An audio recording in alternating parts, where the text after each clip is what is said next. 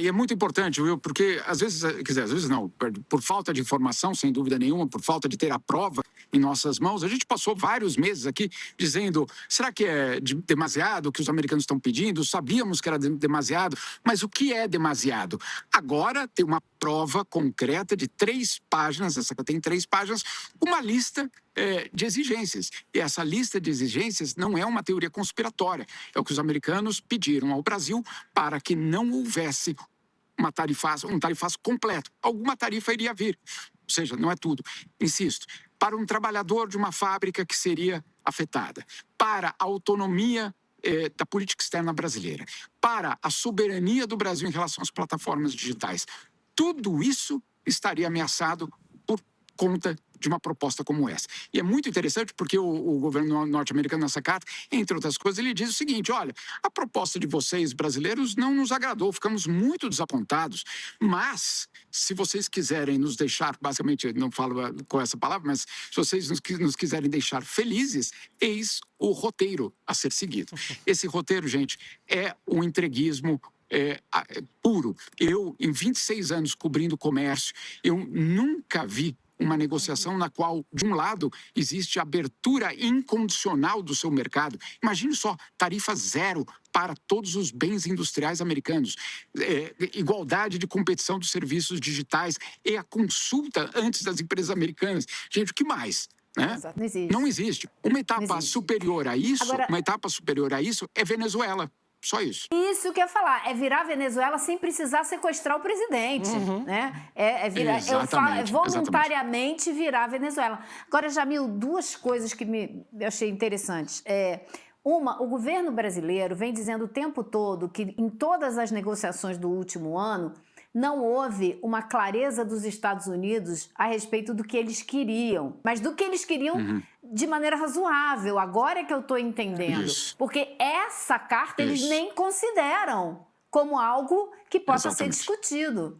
Não é? E essa carta, Jamil, muito obrigada por ter trazido à tona, porque o Brasil precisa conhecer essa história. Isso tem que ser mostrado para o Brasil inteiro, para todo mundo entender o que estava em jogo e por que do comportamento do governo brasileiro firme como foi. E o outro ponto-chave é essa história da China, né, Jamil? Porque é um esforço concentrado para impedir o comércio da China com a América Latina, que é o nosso principal parceiro comercial disparado hoje. Exatamente. E, Elô, eu fiz, inclusive, pensando nisso, justamente do Brasil poder ler essa carta, na coluna no ICL, eu trago ela na íntegra. Então, quem entra lá não são as minhas palavras, é a carta escrita pelo Jameson Greer. Eu insisto, há 26 anos cobrindo comércio, a OMC fica aqui embaixo, para vocês terem uma ideia. E ali, normalmente, essas propostas, quando a gente consegue ter acesso a alguma delas, elas são muito mais sutis, elas são muito mais delicadas, elas são muito mais recíprocas no sentido, olha, podemos fazer isso se vocês fizerem isso, podemos negociar isso se vocês entrarem com algum tipo de contribuição nesse outro lugar, etc. Tudo bem. Né? Agora, ali não era uma carta de negociação e, por isso, esse ponto que você citou foi muito importante, é um que na diplomacia chama de non-starter. Ou seja, não dá para começar por ali. Não dá para você pegar aquilo ali e falar, ótimo, essa aqui é a base da nossa negociação. Vamos, então, discutir ponto a ponto. Não tinha nenhum ponto ali que a gente pudesse discutir de uma forma... Outro ponto. Abertura do mercado brasileiro para os carros norte-americanos. Abertura, Elô. Então, você fala, abertura ou redução um pouco dos impostos? Não, abertura. Então, é muito chocante porque esse é o governo Donald Trump bullying, violento, obviamente, em termos de negociação, e esperando que do outro lado você ceda. O que sempre chama atenção é que isso acontece em todos os países, historicamente, isso sempre aconteceu, é que você sempre encontra um cúmplice. Você sempre consegue, de alguma forma, cooptar uma ala, basicamente, daquele país que você quer, basicamente, ter essa influência toda, para falar, eu serei o grande beneficiário disso tudo. Em troca de um apoio à eleição de Flávio Bolsonaro, se Flávio Bolsonaro fosse implementar tudo isso, a gente agora já entendeu. Flávio Bolsonaro estaria entregando o Brasil em troca do apoio de Donald Trump à sua própria eleição. Que loucura. Apoio do cara mais detestado do mundo. Uma coisa rapidinha, Jamil, não sei se você teve tempo para isso, mas Outros países, jornalistas de outros países, as pessoas você já conseguiu mostrar isso para alguém, discutir o absurdo que isso é? Já. Talvez seja muito cedo, então não... Não, eu até consegui. Na verdade, eu mandei para vários embaixadores brasileiros e estrangeiros. O que me chamou a atenção é que muitos embaixadores brasileiros pelo mundo ficar em choque. Ou seja, os próprios diplomatas brasileiros pelo mundo, que, claro, não estão nessa negociação, não sabiam da dimensão que era exigida do Brasil. Claro, não eram os embaixadores negociando esse ponto, como é algo muito sigiloso. Eles estão conhecendo pelo ICL justamente de que forma estava acontecendo a negociação. Então, esses embaixadores. Agora, outros me falaram o seguinte, que alguns desses pontos são muito parecidos ao que o governo norte-americano exigiu da Indonésia e da Malásia. Nesses casos, houve também uma pressão impressionante contra esses dois países, mas ali tem uma questão também geopolítica. O governo norte-americano quer essa adesão da Indonésia e da Malásia justamente para criar uma espécie de contenção à China. Então, ali tem uma história muito particular. A Indonésia resolveu entrar no barco de Donald Trump, inclusive no Conselho da Paz, naquela ficção científica lá que eles criaram em relação a Gaza, etc.